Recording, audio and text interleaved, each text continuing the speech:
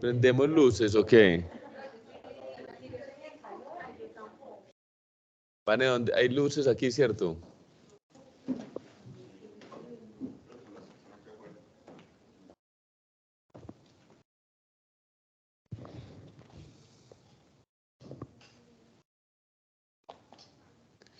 No, pero eso está muy malucas.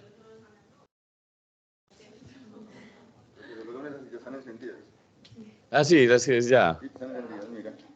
Bueno, pucha, pero... Alumbran a carbón. No, alumbran más bien poco.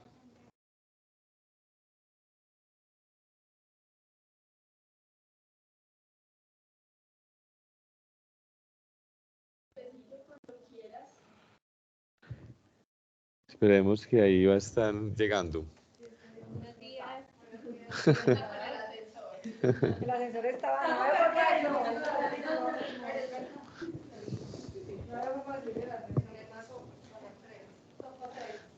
Tocó 3.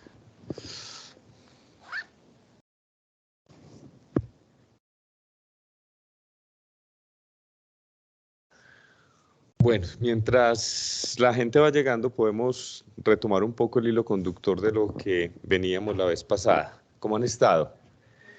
Bien. ¿Cómo estuvo la Semana Santa? Sí, sí, les veo una sonrisita que no traen normalmente los lunes. Listo, entonces mira, por aquí están llegando. Hola, ¿cómo estás? Buenos días. Muy bienvenidos. ¿Cómo están? ¿Qué más? Todo muy bien. ¿Qué han hecho? Listo, bueno, estos días de descanso nos van a servir para que tengamos una conversación ahorita.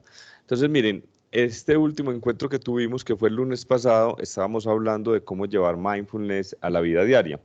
Eso es lo que denominamos las prácticas informales. Entonces, dentro de las prácticas informales, pues habíamos hablado de que podíamos dividir e intencionar el día, de que podíamos hacer prácticas formales pequeñas para la vida diaria, como la de los 3 minutos, o llevar pues nuestra atención al ejercicio, al yoga y conectarnos mucho con la respiración, ¿cierto? Y también teníamos prácticas informales específicas, que estas son evaluación de la postura, prácticas de desidentificación y ralentizar. Pero te los voy a traer aquí para que habitemos este presente y esto ahorita y recuerden que siempre esto perfectamente puede ser una práctica informal. ¿Qué me garantiza a mí el bienestar psicológico? Voy a dar un premio al que me responde esta pregunta. Porque va a ser muy importante tratar de que la saquemos entre todos adelante, porque eso me va a decir a mí que estamos entendiendo este proceso, que hemos sido un poco lentos, pero ya nos vamos dirigiendo poco a poco. Yo creo que ya para el próximo lunes vamos a entrar muy en materia con el tema de lo que es pues las emociones, la maestría emocional. Hola, ¿cómo están? Bienvenidas. Adelante. ¿Qué garantiza mi bienestar psicológico? ¿Entienden qué es bienestar psicológico? ¿Qué es bienestar psicológico? O malestar psicológico, podríamos arrancar por el malestar psicológico. Eso es una sombrilla debajo de lo cual hay varias cosas que creo que no nos interesa vivir y las vivimos. Estrés, ansiedad, depresión, angustia, sin sentido. El tema del sentido también lo vamos a traer. Eso es el malestar psicológico. Entonces, ¿qué me garantiza a mí el bienestar psicológico? La tranquilidad es una emoción que acompaña el bienestar psicológico. ¿Cómo? Ojo, la habilidad de estar presente. Una mente que divaga es una mente infeliz. Parte de nuestro malestar psicológico tiene que ver con una enfermedad y esa enfermedad es el pensamiento obsesivo y la divagación. Pero ojo, yo les decía al principio y se lo recuerdo, como todo el mundo sufre de esa enfermedad, no la reconocemos como una enfermedad, pero nuestras mentes están desequilibradas, ¿cierto? De la conversación que traíamos y que hoy vamos a profundizar un poco, es que hemos hablado de que hay dos modos de funcionar de la mente. el famoso modo ser y el modo hacer. Parte del desequilibrio tiene que ver con que nosotros vivimos constantemente y sobre todo en los ambientes corporativos en el modo hacer de la mente. Entonces, el tema de las vacaciones, de los 4 días de descanso o de procesión y de rezo, yo no sé cuántos de ustedes andarían en procesión este fin de semana, es posible, es que eventualmente nos favorece la posibilidad de que surja espontáneamente el modo ser de la mente o el estado de mindfulness. ¿Ustedes creen que ustedes han vivido estados de mindfulness? Todo el mundo, especialmente cuando éramos niños. Lo que pasa es que lo hemos perdido. Entonces, de pronto alguien podría contarme si durante estos 4 días de descanso, que es fácil, de pronto surgió espontáneamente este estado de bienestar psicológico que acompaña a la habilidad de estar presentes. Porque estar presentes descansando a veces es más fácil, ¿cierto? Porque hay menos estrés y menos ansiedad. A alguien de pronto le surgió el estado de bienestar conocido como el modo ser o el modo mindfulness durante estos 4 días. ¿Cierto que sí? ¿Qué estaba pasando con el diálogo interno en ese momento? Tranquilito, escaso, más bajito. Listo, entonces surgió. Ojo, y alguien decidió, en vez de que surgiera espontáneamente, crearlo.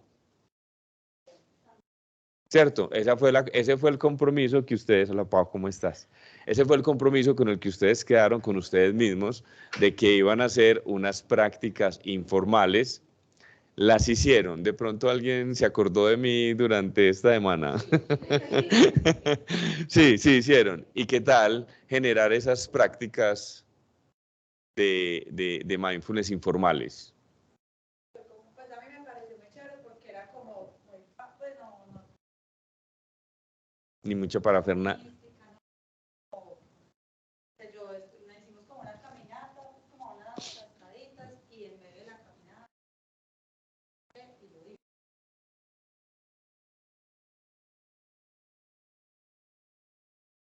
Tal cual. Y miren, me gusta expresarlo de esta manera. ¿Quién hizo de algo ordinario algo extraordinario? yo con la verdad del libro que había dicho le cambió completamente el panorama porque yo me acerqué, la verdad, le desperté y era, fue muy diferente la forma de levantarse, estaba muy bien, más contento, más feliz. Me decía, ay, me encanta esta nueva mamá divertida. Súper. ¿Cuál creen que es el reto ahora? Mantenerlo, sostenerlo. Porque entonces uno llega, se emociona y es muy fácil olvidarlo y volver a la rutina. O sea, la rutina son patrones. Es muy fácil volver a caer en el patrón. Es muy fácil volver a caer en el automatismo. Entonces es muy importante recordarlo. Por eso este esfuerzo que estamos haciendo un poco de largo aliento es importante porque entonces lo vamos a recordar cada 8 días cuando nos encontramos aquí y cuando lo practicamos el miércoles, ¿cierto? Recuerden que otra forma de escribir mindfulness es tener presente, recordar. Si yo lo recuerdo, va a ser importante, por eso ponemos el tema de recordatorios. Mire, temporizadores.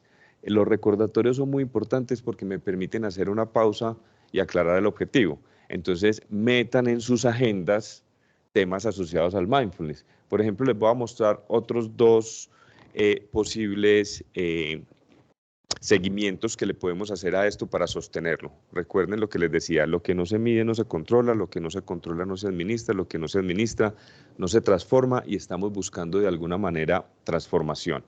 Entonces, yo podría llevar este tipo de seguimiento, por decir algo. Determino cuáles son mis actividades. Miren que aquí está una actividad de la práctica de los 3 minutos, ¿cierto? La hicimos, es muy cortica. Yo puedo decir, voy a hacer 3 veces práctica de 3 minutos, voy a ralentizar a esta hora lo que esté haciendo y voy a aprovechar los tiempos muertos que ya los conozco. Entonces llevo un registro de esto. O miren esto que puede ser muy interesante también para este tema de transformación. Yo más o menos, yo les preguntaba, ¿ustedes son personas de rutinas? y casi la gran mayoría me dice que sí, ¿cierto? Entonces digamos que yo puedo tener unos horarios y puedo tener unas actividades y les dedico un tiempo. Entonces yo empiezo a evaluar si esas actividades yo las estoy haciendo en bienestar o en tensión, de 0 a 5, ¿cierto? 0, nada de bienestar, 5, total bienestar.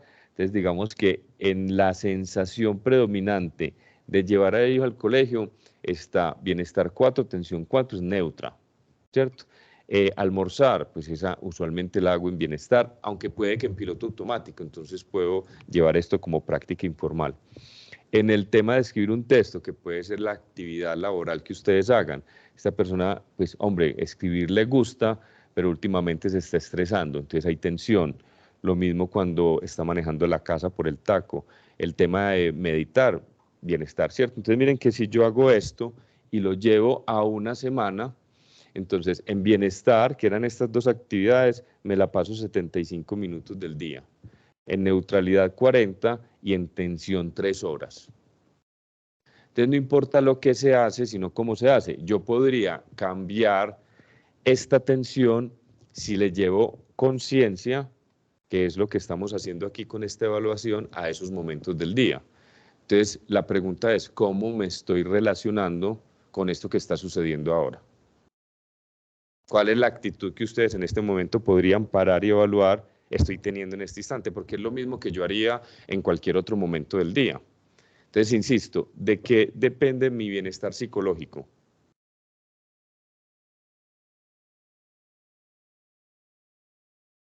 Sí, y lo dijimos ahorita, de mi habilidad de estar presente. O sea, nuestra felicidad no depende tanto de lo que nos pasa, depende más de esa capacidad de relacionarme con lo que estoy haciendo desde un estado de presencia. Y eso lo hemos denominado modo ser y modo hacer. Entonces yo voy a entrar, después de mostrarles esto, a que hagamos una diferenciación entre esos dos estados de la mente con mucho más detalle, ¿cierto? Y esto va a ser importante. Mire, antes de mirar esta parte de acá, miren, vamos a hablar de cómo funciona la mente, cuál es el funcionamiento cognitivo en ambos estados, cuál es la actitud básica, cuál es el objetivo, el tema de voluntariedad, orientación en el tiempo y actitud hacia los eventos mentales. Miren todo lo que podemos sacarle provecho en esos dos estados de mover, pues en esos dos estados de funcionar de la mente, que son muy importantes, empezar como a diferenciarlos con más detalle. Entonces, miren, cuando hablamos del funcionamiento cognitivo, pensemos un poquito los niños. Los niños viven en modo hacer o modo ser.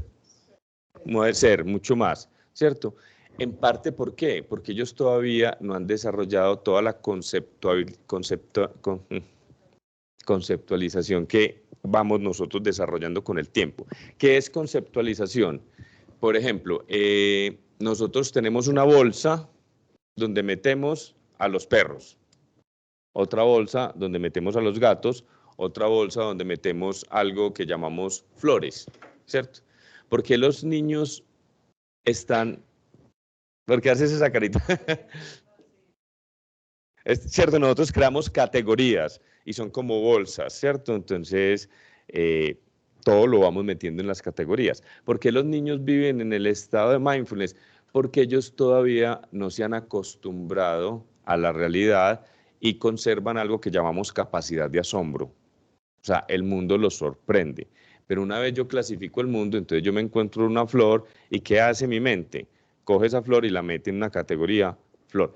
Tendría que ser una flor muy extraña para que me robe la atención y me meta en esa dinámica del asombro. ¿Sí o no? Entonces nosotros lo que hemos perdido es la capacidad de asombro y nos hemos acostumbrado al mundo porque eventualmente somos animales de costumbres y estamos llenos de rutinas.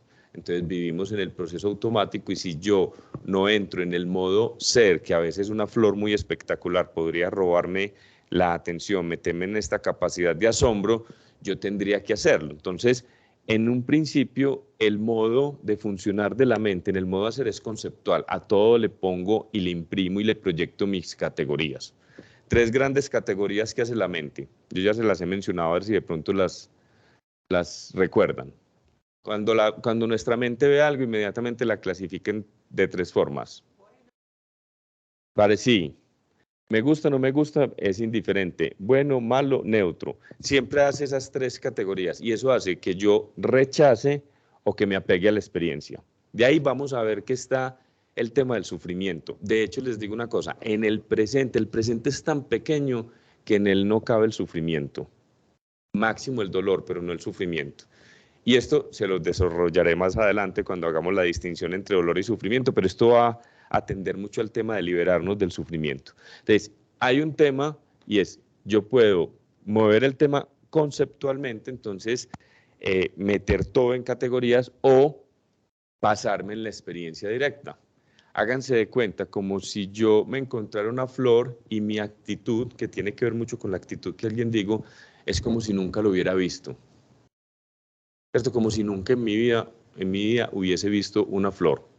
Entonces, ¿cómo me relaciono yo con ella? No clasificándola, dividiéndola, sino que me abro a esa experiencia, ¿cierto? Es como una experiencia totalmente nueva. O sea, es una experiencia más directa. Entonces, esa es la forma en que funciona la mente en el modo hacer, y en el modo ser funciona así. Por eso, esto es raro lo que les voy a decir, pero cuando Buda se iluminó, eventualmente él fue y dio un discurso donde no habló, sino que cogió una flor y la miró y no dijo absolutamente nada. Y solo uno de los discípulos entendió que era lo que le estaba hablando, ese estado pues como de presencia, porque a veces las palabras, porque a través de las palabras y las categorías es que clasificamos las cosas, nos impiden conectarnos directamente con lo que es. A veces el propio lenguaje y nombrar las cosas, me gusta, no me gusta, me es indiferente, esto es un carro, esto es una casa, esto es la persona que toda la vida he conocido, siempre estamos poniendo nuestros conceptos, entonces en vez de ver el mundo tal y como es, vemos el mundo tal y como somos, siempre proyectamos y ponemos categorías.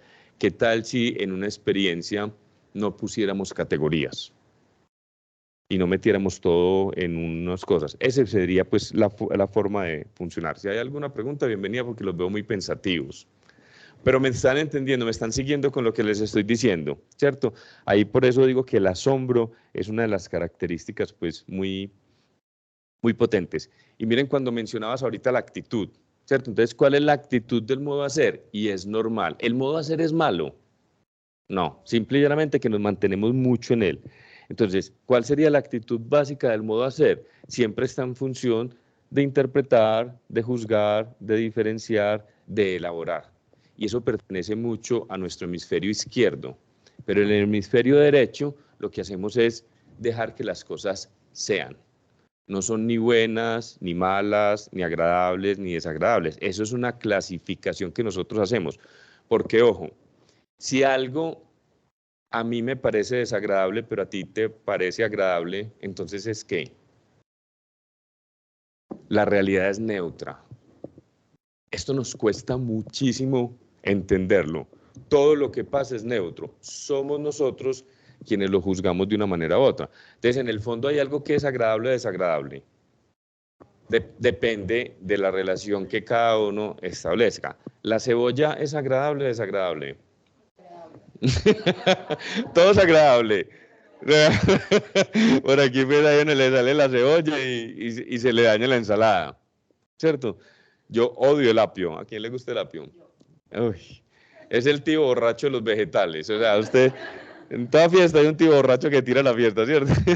El apio es el que está ahí tirándose la ensalada siempre.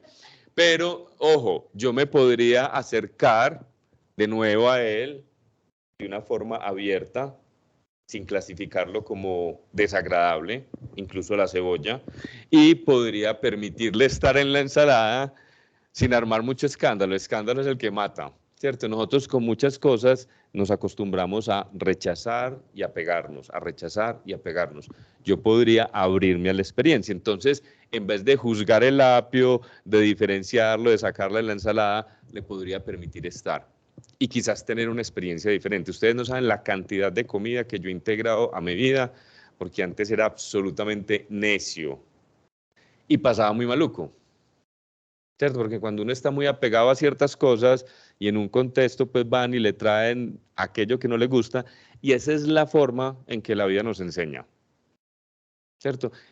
Y eso se llaman filtros perceptuales, pero por ejemplo, el que odia que le salga un pelo en la comida, no va a haber restaurante en donde no vayan a echarle un pelo. ¡Ay, no, ya vino aquel, pin, pelo! Porque estoy yo más pendiente de que eso pase. A los que no les importa, posiblemente, pues ni los ven. Las brujas existen para aquellos que creen en ellas. Entonces, ¿cuál es el objetivo principal del modo de hacer? Miren, esto es muy importante, evitar el malestar. Nosotros siempre estamos en función de evitar el malestar. ¿Y qué pasa cuando una persona se obsesiona mucho evitando el malestar?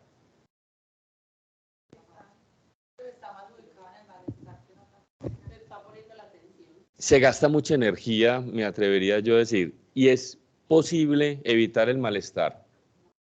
Es inevitable. Entonces, ¿yo qué tendría que hacer con el molestar? Y aquí es donde viene todo el tema contraintuitivo, porque esto nos está preparando para el tema de las emociones. ¿Qué podría hacer yo con el malestar? Aceptarlo, me gusta muchísimo esa palabra, pero les voy a poner otra que me gusta más. Amistarlo. Lo cual no significa que nos vamos a volver sadomasoquistas. No, pues así, yo puedo evitar el malestar, pero aquí, más que evitarlo, porque pues es entendible, lo normal es que si algo me molesta, pues si yo tengo una piedra en el zapato, pues no, entonces no me importa, y entonces camino en dos corosos. No, pues eventualmente si puedo quitármelo, me lo quito, pero si no puedo quitármelo, entonces lo amisto, porque detrás de él hay un mensaje. ¿Cierto? Que está habiendo un problema. Entonces, ¿qué permito? Abrirme a la experiencia. Les voy a poner un ejemplo muy sencillo. ¿A quién le gusta sentir dolor de cabeza? A nadie. ¿Qué hacemos apenas sentimos dolor de cabeza? Pastilla. Entonces, acallamos el síntoma y muy bien, ¿cierto? Pero posiblemente nos perdamos del mensaje que nos estaba dando el dolor de cabeza, porque el dolor de cabeza no surge porque sí. Siempre tiene una razón. ¿Y cuál es la razón usualmente de la enfermedad? Un desequilibrio. Entonces yo me tomo una pastilla para el dolor de cabeza y está perfecto, ¿cierto? Pero si él vuelve a aparecer y si él vuelve a aparecer y si vuelve a aparecer, entonces yo qué tengo que hacer? Amistar y entender, pues porque una vez puede que haya un desequilibrio muy pasajero, pero otras veces son desequilibrios sistemáticos. Entonces ahí habrá que ponerle entonces atención. Esto me interesa mucho. Voluntariedad. ¿Cómo es la voluntariedad en el modo hacer de la mente? No hay voluntad. Casi todo siempre es un proceso automático. Este es el famoso piloto automático en el que vivimos. En cambio, en el modo hacer es un proceso intencional. Por eso les dije o les pregunté si ustedes habían creado, y tu ejemplo me parece bellísimo, momentos para entrar en este modo ser de la mente. Este es uno, siempre será uno, este siempre será una oportunidad. Es más, la vida entera es una oportunidad. Dentro de los consultantes que yo tengo, usualmente, pues también me escriben por WhatsApp y me escriben no cuando están bien y están pasando muy ricos, cuando están angustiados y todo el cuento. Y a veces les puede dar un poquito de desespero, pero yo les ve, estoy muy mal, necesito que me atendas. Y yo, estás teniendo una oportunidad. Entonces, posiblemente no les deba agradar mucho esa respuesta, pero en realidad están teniendo una oportunidad. La vida es una oportunidad. Entonces, en este caso, el malestar es una oportunidad para asumirlo desde este lado. Y entonces, en términos de voluntariedad, yo lo que hago es un proceso intencional. ¿Alguien podría recordarme los elementos claves de la definición de mindfulness? Yo les ayudo un poquito. Prestar, ¿a qué? Al momento presente. ¿Cómo? Deliberadamente y sin juzgar. Entonces miren que ahí aparece el proceso intencional. Es algo que yo hago desde la libertad. En el fondo es un acto de libertad. O sea, decidir estar presente es un acto de libertad. Y aquí viene una pregunta muy interesante que la dejo flotando porque no sé si alguien podría respondérmela. ¿Qué tan libres somos? Menos de lo que suponemos. ¿Por qué no somos libres? ¿O porque creemos que somos libres y hace un poco parte como de la ilusión? ¿Cómo? Yo creo que en parte, pero creo que hay otros elementos más fuertes asociados a la no libertad. Condicionamientos. Estamos llenos de condicionamientos, llenos de patrones que dictan mi comportamiento. ¿Qué dicta el comportamiento de las personas? Que es lo mismo que estamos buscando en el mundo interior y que lo dibujé aquí en este triángulo del mundo interior. ¿Qué dicta el comportamiento de ustedes? ¿Qué creen que dicta? ¿Por qué hacen lo que hacen o por qué son como son? ¿Qué dicta mi comportamiento? Las creencias, o sea, los pensamientos, los sentimientos y las emociones. Entonces, ¿cómo lo hacen? De una manera muy automática. ¿Sí me entienden? Porque es un proceso libertario, de mucha libertad y contraintuitivo. Vuelvo a lo contraintuitivo. Pues el proceso automático, si yo me comí un pastel de chocolate y fue muy rico, ¿qué hace automáticamente el cuerpo? Cuando ve otro pastel de chocolate, quiere comerse, ¿cierto? Y si yo tuve una experiencia traumática, ¿qué hace el cuerpo? Quiere evitarla, pero la experiencia traumática siempre va a ser traumática y lo bueno que el cuerpo considera que es el pastel de chocolate siempre me va a aportar algo bueno.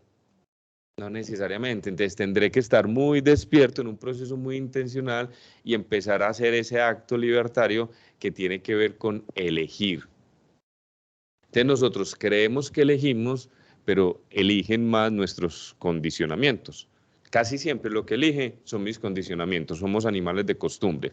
Entonces, hacer una pausa, hacer el tema más consciente y elegir algo contrario a lo que me está dictando el pensamiento, la emoción y la sensación, es la forma de cambiar nuestras vidas. Sí se lo pillan. Díganme o piénsenlo, porque no todos me lo tienen que decir, una cosa que ustedes quieran cambiar. Ya la pensaron. Listo. Vamos a trabajar con esa secretamente, pues ustedes verán como si alguien la quisiera pues exponer, está bien, pero piensen que si quieren cambiar eso, que en el fondo tiene que ver con un hábito. ¿Cierto que sí? Yo tengo una bola de cristal. Qué pesar, ¿cierto? No tiene que ver con un hábito. No, pero es algo que quieres cambiar desde tu personalidad, pero tu personalidad se expresa en cosas que haces.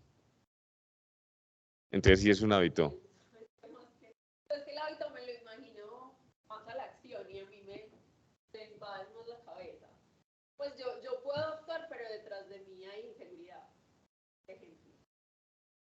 Entonces es una forma de relacionarte con una situación. O sea, te relacionas con ciertas situaciones desde la inseguridad y quisieras relacionarte desde la seguridad, ¿cierto? Pero ojo, entonces, ¿qué hacemos cuando nos sentimos inseguros?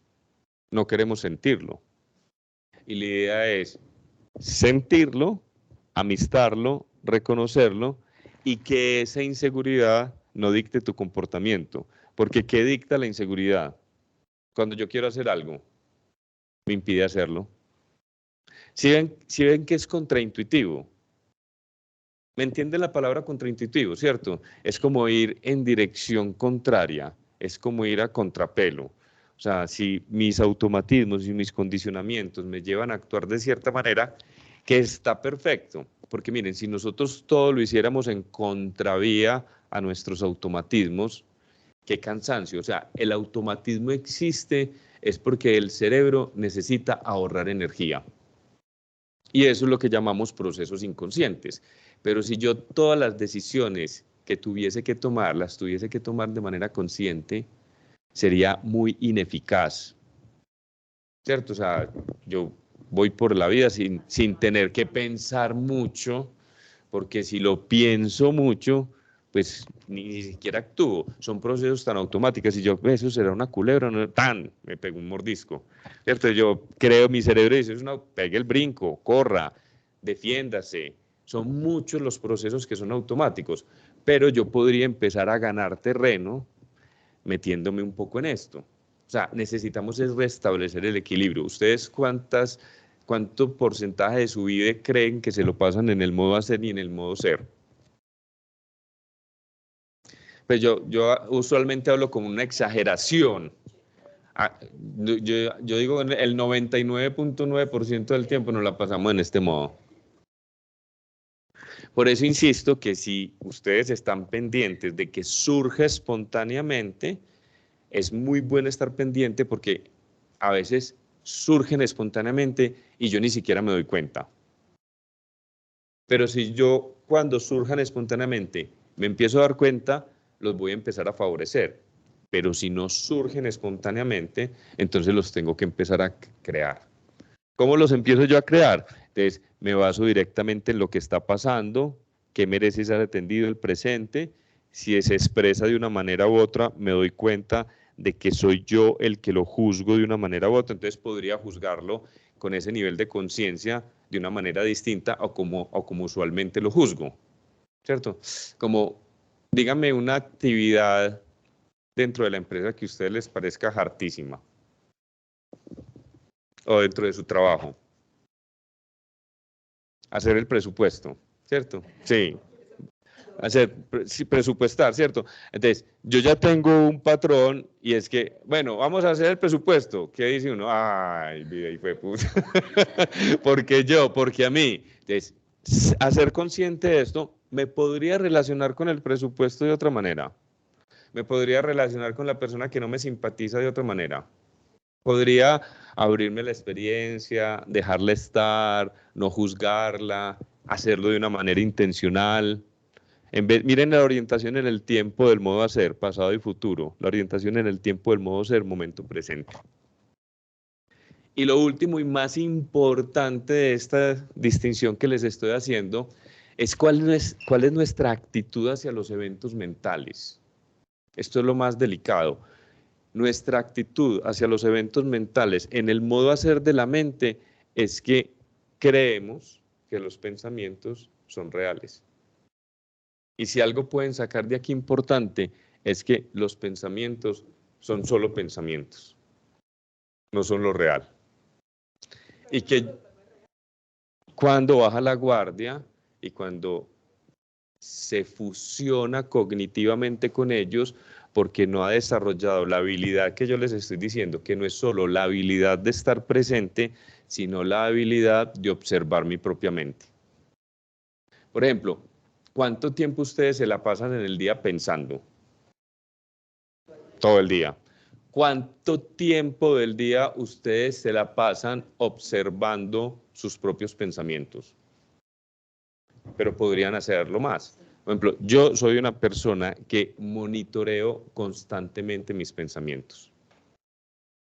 ¿Qué es monitorear constantemente mis pensamientos? Como ponerlos en un... Miren, cuando uno va a la clínica y no saben qué es lo que uno tiene, a pesar de que uno va con varios síntomas y no son capaces de definir lo que uno tiene, ¿dónde lo ponen a uno? ¿En un salón de qué? En observación. Entonces, nosotros, ¿qué hacemos con los pensamientos? Los ponemos en observación. Me los voy pillando, porque entonces de ahí me voy pillando mis patrones y asumo, que creo que esta es la parte más importante, esta actitud de que los pensamientos son solo pensamientos. ¿Cómo les nombré los pensamientos? Que me interesa mucho que tengan esto metido en la cabeza la vez pasada. Yo estoy mirando el mundo hacia afuera y ¿qué me encuentro? ¿Qué son todas estas cosas que veo? ¿Esto es un qué? Un objeto, ¿cierto? Entonces yo siempre que estoy mirando afuera me encuentro una cantidad de objetos. A pesar de que ustedes son sujetos, son objetos para mí. Porque pues yo y no yo, o sea, tú eres otra cosa. Nosotros con los pensamientos no hacemos eso, nosotros nos apropiamos de todos los pensamientos. Yo les decía el otro día, ¿de quién es esta silla? Pues de pronto de Pacta, pero nadie dice, esa silla es mía. Eventualmente es mía cuando yo me siento en ella, ¿cierto? A diferencia de otras, pero esto no me pertenece. Con los pensamientos pasa lo mismo. Si yo aprendo a observarlos, entonces yo no tengo que apropiarme de todos los pensamientos, sino que los pensamientos son pensamientos y al apropiarme convierto un pensamiento en una emoción. Si yo no me apropio del pensamiento, el pensamiento surge. ¿Y qué pasa después de que surge un pensamiento? Después de que surge un pensamiento, ¿qué pasa? Ojo.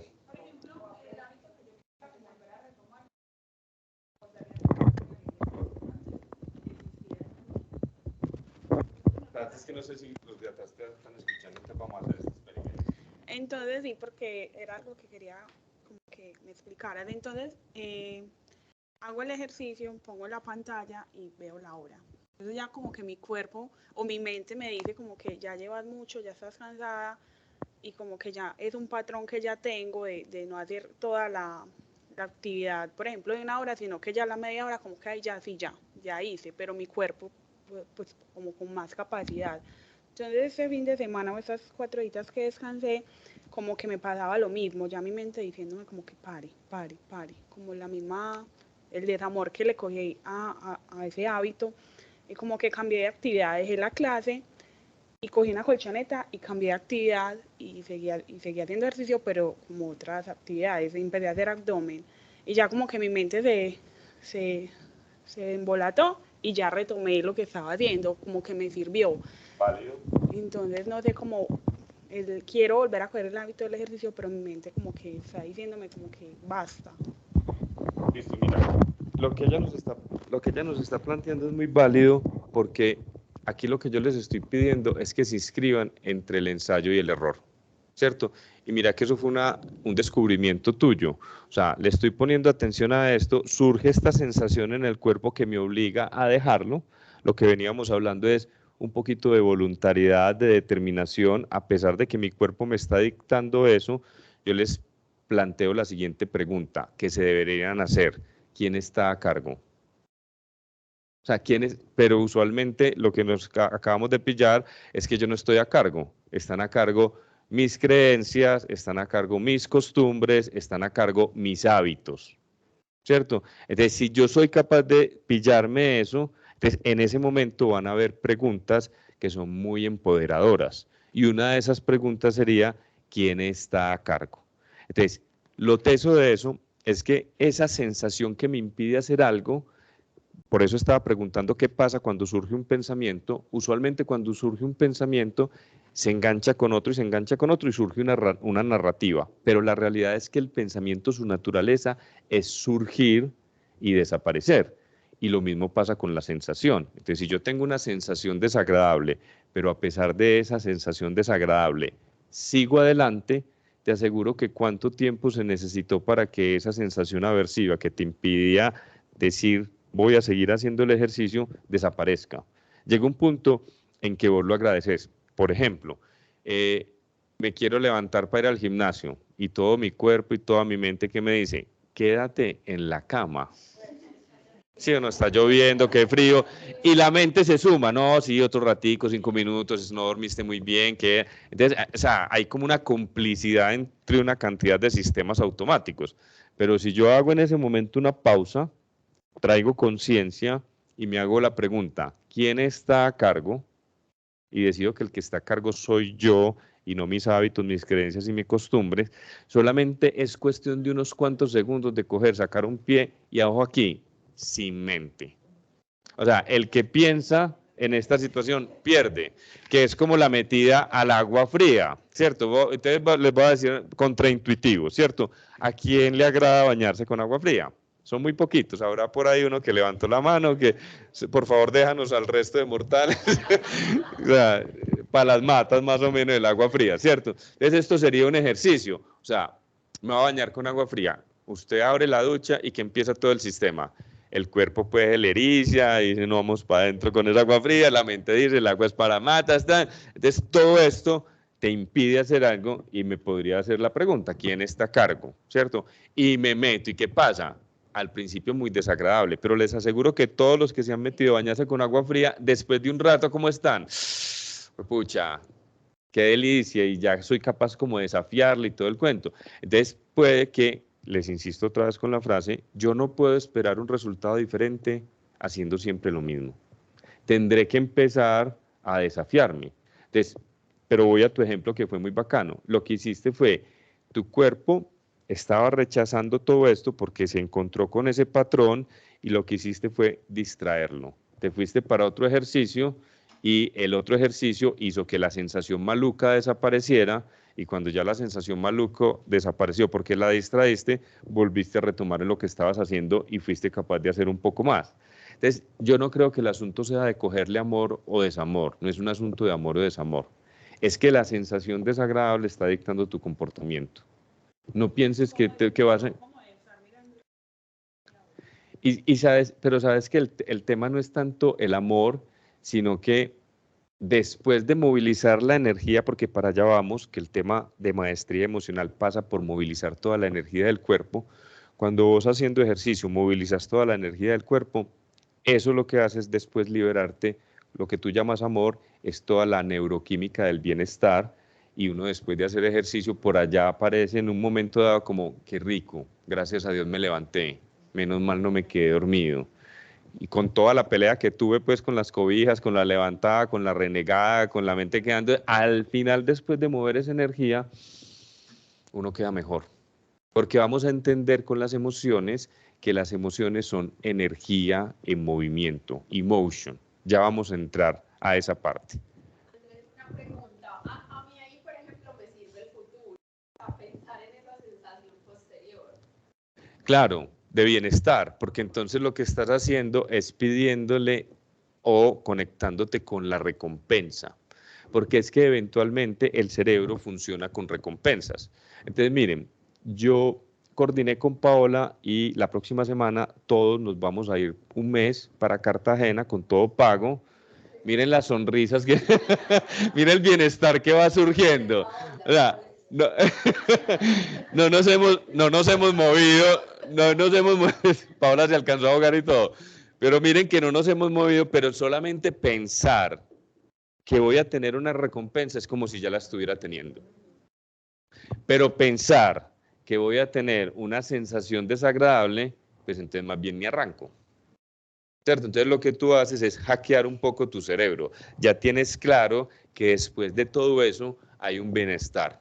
Entonces tú lo que estás movilizando tu cuerpo no es evitando el malestar que se viene, porque hacer ejercicio también es de alguna manera molesto en términos del movimiento, en términos de tener que parar, de sudar, de esto, de lo otro. Yo me puedo llenar de razones para no hacer ejercicio, me puedo llenar de razones para hacerlo. Tú te estás llenando de razones y estás conectándote con un bienestar y entonces tu cuerpo apunta a eso. Y esa es otra cosa que me repito. Tú pones el cuerpo y la mente se adapta. Entonces, si yo pongo el pie afuera, o sea, soy más que mi mente, es como salirme de ahí. Tocaste un tema muy esencial. Yo usualmente no lo toco, pero lo voy a aprovechar. Miren, el cuerpo tiene una energía y la mente tiene otra energía. Y a veces nosotros con la mente arrastramos el cuerpo. El cuerpo ya está mamado, ya no quiere más, pero con la energía de la mente, esto lo tengo que lograr, esto lo tengo que conseguir, hacemos grandes hazañas, ¿cierto? Pero habrá que conectar ambas energías, ¿cierto? ¿Por qué? Porque si no van paralelas, entonces lo que está pasando en el mundo moderno es que con la energía mental le estamos dando como a violín prestado al cuerpo y no estamos siendo capaces de descansar, porque en parte la que nunca descansa es la mente. Entonces nosotros necesitamos aprender a darle descanso al cuerpo y a darle descanso a la mente. Pero al cuerpo no somos muy buenos, pero más o menos sabemos cómo darle descanso, ¿cierto? Durmiendo, unas vacaciones, etcétera, etcétera. Pero ¿cómo le damos descanso a la mente? Eso es lo que estamos aprendiendo aquí. ¿Cómo puedo yo parar la velocidad de mi mente? Meditando. ¿Y cómo se medita? Esa puede ser una, eso es una de las técnicas. Entonces, ¿qué pasó ahí? En vez de estar montado en la mente, hágase de cuenta que la mente es como un torbellino. Cuando yo estoy pensando, estoy en el torbellino, boleado, maluco, o en la superficie del agua, sangoloteado. Pero cuando observo los pensamientos que hago, si fuese un torbellino en el fondo, me estoy moviendo como al centro del torbellino. ¿Qué pasa en el ojo de un huracán? Es tranquilo. Pero la periferia, salgo de la periferia y observo mis pensamientos. Pero ojo, si no los quiero observar, ¿qué puedo hacer? ¿Y cómo hago yo para estar en el presente? Me conecto con la respiración. ¿Y qué es la respiración? Sirve de ancla. Es un movimiento involuntario válido. ¿Pero qué es la respiración? Es una sensación. O sea, lo que quiero que entiendan es que para yo estar presente, me tengo que conectar con el cuerpo, con las sensaciones. Pregunta, ¿es lo mismo ver que observar? ¿Es lo mismo oír que escuchar? Cuando yo estoy escuchando, estoy conectado con el sentido auditivo. Cuando yo estoy observando, estoy conectado con el sentido visual. Cuando yo estoy sintiendo. Entonces, ellos utilizan un truco muy interesante, que es utilizar la palabra o los gerundios. Respirando, caminando, sintiendo. O sea, voy describiendo un poco todo lo que está pasando. Pero usualmente nosotros no vivimos así. Como tenemos la capacidad de automatizar los procesos, entonces vivimos en piloto automático y por allá con la cabeza en otro lado. Por eso una de las prácticas informales que les mencioné ahora es estar muy pendiente de la postura, pero también estar conectado con la respiración. Para yo estar pendiente de la postura, ¿qué tengo que hacer? Conectarme con el cuerpo. ¿Cierto? Es hacer una pausa, darme cuenta cómo estoy parado y me conecto con el cuerpo. ¿Cuántas veces ustedes se conectan con la respiración? ¿Cuántas veces se conectan con los ojos? ¿Cuántas veces se conectan con los oídos? Entonces vuelvo y les uno cosas que ya les he entregado. ¿Dónde está mi atención en este momento y qué merece ser atendido? En general, porque siempre me hacen la pregunta, ¿y qué merece ser atendido? Como yo la tuviera que responder. O sea, yo no les puedo responder a ustedes, ojo, porque el modo de hacer no es malo. Entonces, a veces lo que merece ser atendido son mis propios pensamientos y, ojo, los pensamientos pueden ser voluntarios e involuntarios. Sí. Entonces, yo puedo usar mi mente de manera voluntaria, pero cuando yo no estoy usando mi mente de manera voluntaria, ¿qué está pasando? Ella deja de funcionar, sigue funcionando de manera involuntaria. Cuando yo no estoy utilizando mis pulmones o mi respiración de manera voluntaria, ¿qué está pasando? Ellos siguen. Cuando yo no estoy utilizando mis ojos de manera voluntaria, ¿qué pasa? Yo no dejo de ver, yo no dejo de oír, pero no es lo mismo ver que observar, no es lo mismo oír que escuchar, no es lo mismo pensar que estar siendo pensado por mi mente. ¿Qué es cuando yo digo estoy siendo pensado por mi mente? ¿Qué estoy diciendo? Aunque nosotros no tenemos esos dos verbos en Occidente, los idiomas orientales tienen dos verbos para el uso voluntario e involuntario de la mente. Nosotros no, porque no lo concibimos. De hecho, en los mandamientos dice, no tendrás pensamientos impuros. ¿Es así o no es así? Eso dice en uno de los mandamientos. En el fondo, ¿qué hay detrás de eso? Que yo puedo voluntariamente pensar o no pensar. O sea, tenemos la idea en Occidente de que todos nuestros pensamientos son voluntarios. Pues nos lo están pidiendo en los mandamientos, ¿cierto? No tendrás pensamientos impuros. ¿Quién podría no tener pensamientos impuros? Si el 85% de los pensamientos son involuntarios. Pero ojo, cuando yo tengo pensamientos impuros, yo les veo caras de que ustedes han tenido pensamientos impuros, no sé por qué. Sospecho, me da la sospecha. Cuando nosotros los tenemos, ¿qué hacemos? ¿Cómo pude pensar yo una cosa tan horrible o tan deliciosa? No sé cómo los clasifiquen, ¿cierto? Pero nos culpabilizamos un poco. ¿Tiene sentido culpabilizarme de algo que es involuntario? Pero lo hacemos, ¿cierto? Ya otra cosa es tener pensamientos impuros voluntariamente. De ahí yo ya me tendré que hacer cargo, pero de los otros posiblemente llego a la conclusión, pues un pensamiento solamente es un pensamiento. Pero con la idea que tenemos en Occidente, cuando llegan pensamientos impuros o cuando llegan pensamientos malos o cuando llegan, pucha, inmediatamente me apropio de ellos. Yo, ¿cómo pude Y miren que tenemos, pues no sé si este fin de semana, pero esto es muy delicado. Por mi culpa, por mi culpa, por mi grandísima culpa. Y aquí me estoy activando el timo, que es una glándula aquí. Entonces nos han y nos hemos manipulado mucho desde la culpa. Y mucho desde la culpa es no entender cómo funcionamos. Los pensamientos son solo pensamientos. Eso les suena, ¿cierto? Y cuando tengan en esta semana un pensamiento impuro, ¿qué van a hacer? ¿Cuántas veces se van a culpar? No, se lo van a pillar y se van a empezar a reír de sus propias mentes. Esto es lo que se hace en programación neurolingüística cuando yo le pongo nombre al ego.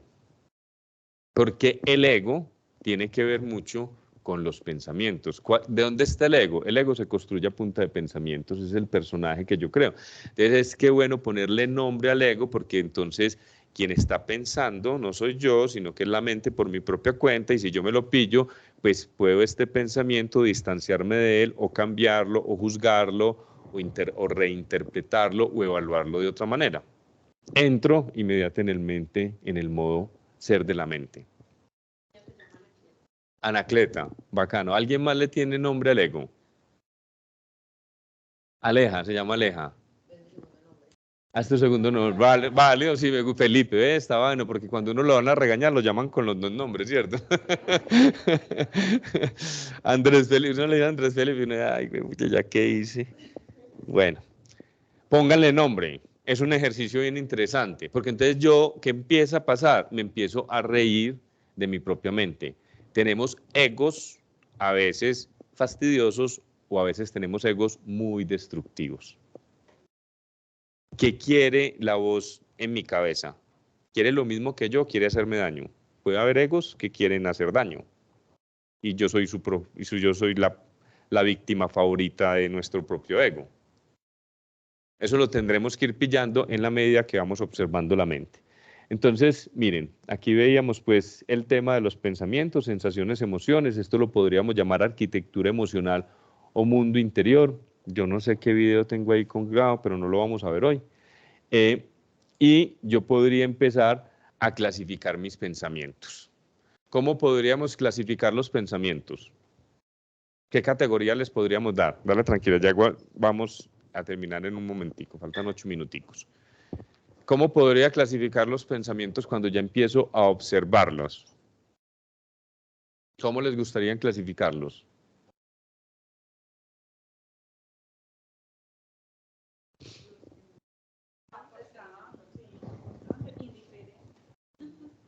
Miren que cuando nosotros hacíamos el ejercicio, que lo vamos a volver a repetir, ¿cuál va a ser mi próximo pensamiento? Entonces, ¿qué hacíamos? Asumíamos la actitud de la conciencia testigo o el observador. ¿Un testigo se involucra? No, no se involucra. Pero yo les hice una pregunta después de eso. ¿Qué tan relevantes fueron esos pensamientos? Y nos vamos a encontrar que la gran mayoría de nuestros pensamientos no son muy relevantes. Pero cuando yo no los observo, ni los clasifico, ni me distancio de ellos, entonces al fusionarme cognitivamente con ellos, los pensamientos tienen la capacidad de volverse ¿en qué? Pues, ¿y cómo es? En una sensación en el cuerpo, que en el fondo es una realidad. Entonces, ¿para qué les estoy diciendo esto? Miren, muchas veces uno no es capaz de pillarse los pensamientos, pero siempre, siempre, siempre uno es capaz de saber cómo se está sintiendo. Entonces, yo me puedo pillar mis pensamientos involuntarios, no directamente observando los pensamientos, sino ya en el cuerpo. Entonces, si yo hago un alto en el camino y digo, en este momento me estoy sintiendo mal, y observo mi alrededor, y en mi alrededor no está pasando nada, entonces me estoy sintiendo mal de cuenta de ¿qué? De mi mundo interior. Por eso me entienden que el presente la gran mayoría de presentes son tan benévolos que en él no cabe el sufrimiento, cabe el dolor. Pero en general yo puedo estar aquí, miren, como estamos aquí. ¿Qué está pasando ahora? Pues estamos en un lugar, ¿alguien se está mojando? No. ¿Alguien tiene hambre? Posiblemente alguien puede tener hambre. Entonces, ¿qué hace uno? Va y soluciona. Pero cuando es algo que está pasando en mi mente y yo no lo puedo atender y yo no lo puedo solucionar, entonces, ¿qué hace la mente? Darle vueltas y darle vueltas y darle vueltas y darle vueltas a un asunto. ¿Por qué? Porque es que yo no puedo hacer nada sino en el eterno presente. Yo puedo hacer algo en el futuro. Yo puedo hacer algo en el pasado. Entonces, eso es lo que llamamos preocupación. Vivimos llenos de preocupaciones. El problema de la preocupación es que yo no me puedo ocupar, solo me puedo preocupar y solo me puedo dar vueltas. Listo, le quiere dar vueltas, dele vueltas de una manera más consciente, ¿cierto? O sea, vamos a sentar un rato, a reflexionar, a pensar, a cómo, eso serían unos pensamientos voluntarios. Pero yo puedo pensar y no pensar en eso. Pero la gran mayoría de nuestros pensamientos son involuntarios y lo que hacen es que atraparnos. Y después de que nos atrapan, nos quitan muchas cosas. La libertad, nos quitan la paz, nos quitan muchas cosas. Le ven importancia entonces a observar sus propios pensamientos. O sea que le están dando mucha relevancia y mucha importancia a meditar. Yo para observar los pensamientos me tengo que sentar, cerrar los ojos, ponerme la pinta de Buda y prender el incienso y todo el cuento. Ojalá que sí, porque eso es una práctica formal.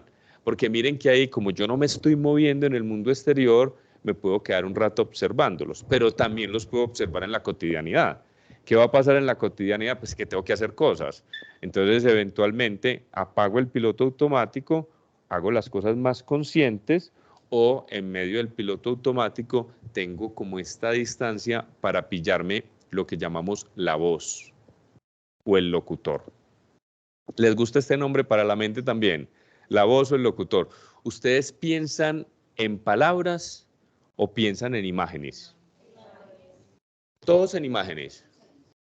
No, porque nunca te has dado, imagínense, es que bueno que me digas eso, yo no sé, es que eventualmente sabemos muy poco, porque no hemos hecho el ejercicio de observarnos. Pero, por ejemplo, a mí me costó un poco entender que mi mente piensa más en palabras que en imágenes. Ustedes dicen que en imágenes, yo sospecho, no sé qué tan seguro puedan estar de esos. En imágenes.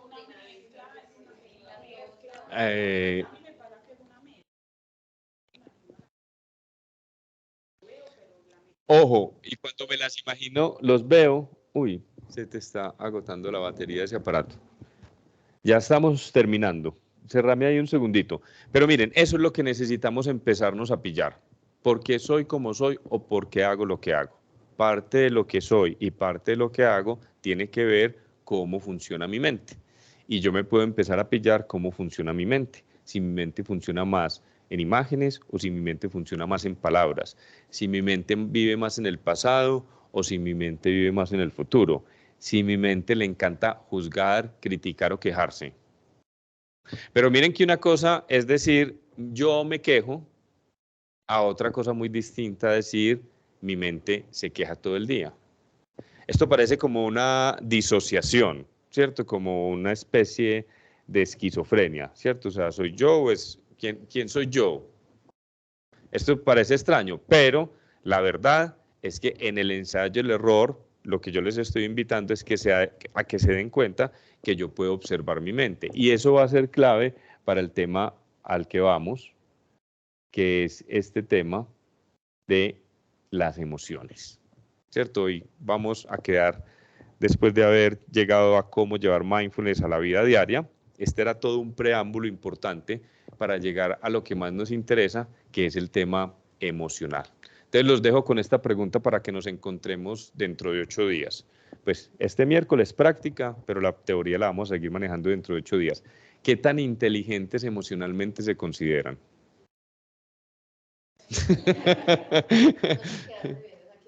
Ah, nos quedaron debiendo esa clase. Sé que les va a gustar mucho esto que vamos a empezar a ver, pero ¿qué tan inteligentes emocionalmente se consideran?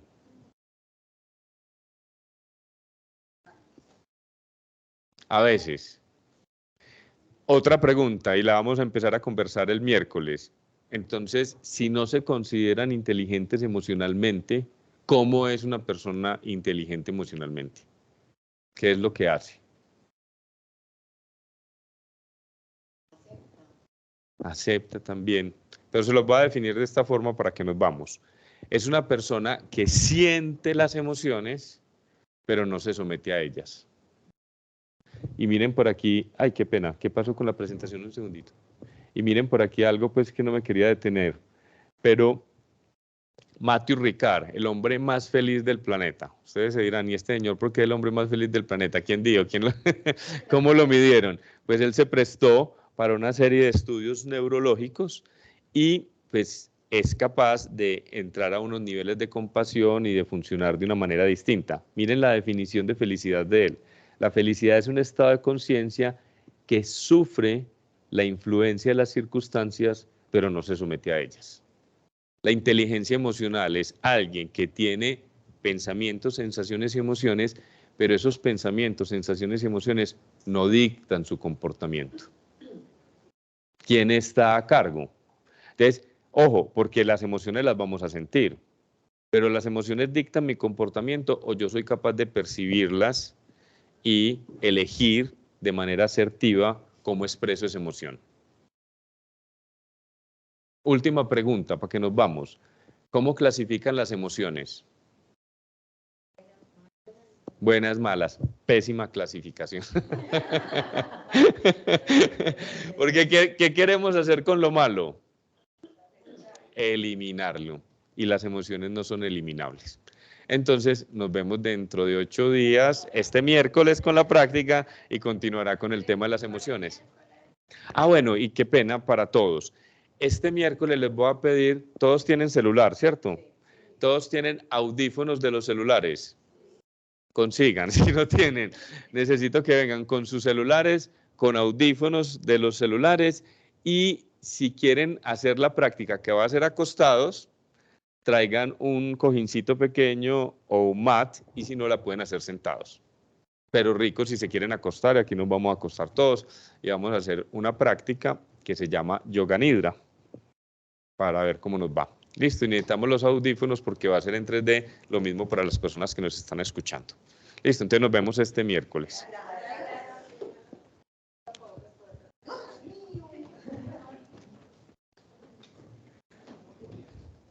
8:32, ya.